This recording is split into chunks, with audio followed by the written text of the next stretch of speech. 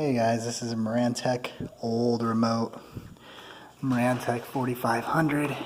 So all you have to do is pull this thing down and you have your buttons underneath here.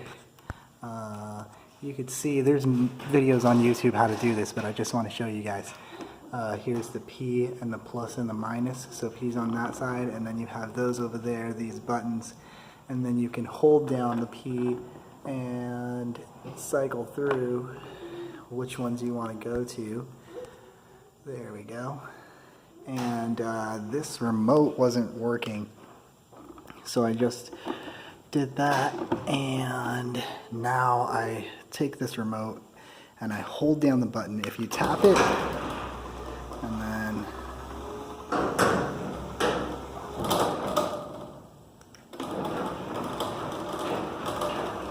there you go.